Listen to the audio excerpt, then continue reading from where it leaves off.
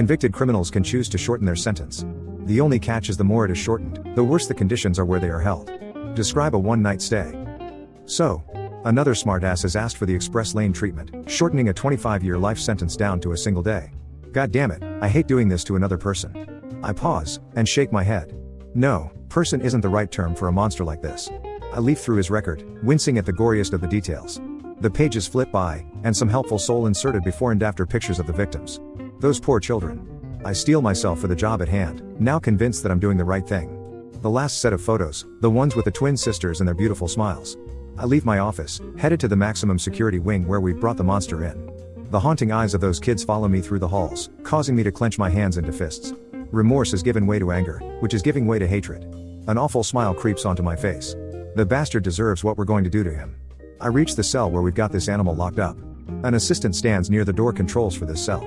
The massive door resembles an old-style bank vault, with some pleasingly thick bolts and tight seals. These doors close so tightly that not even a peep of sound or breath of air gets in or out without our consent.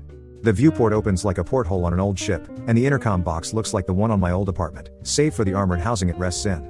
I key the microphone, and the filthy creature inside looks up with a twisted grin. Prisoner 53158, can you hear me?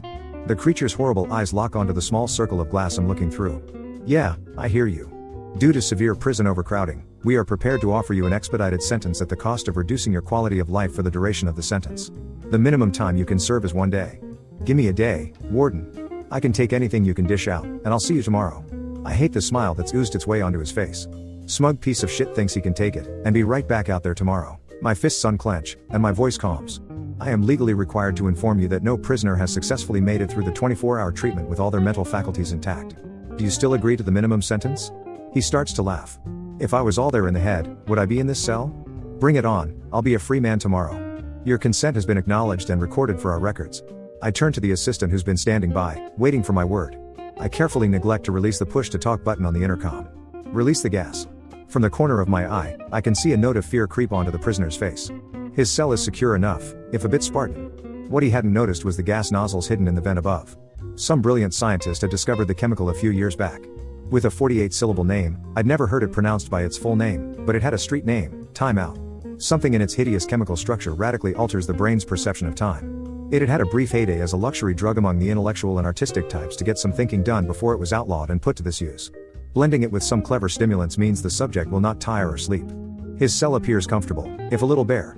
3 bare concrete walls, and a heavy steel door. A clock mounted in a heavy cage provides little in the way of distraction. To us, a day. To him, a lifetime.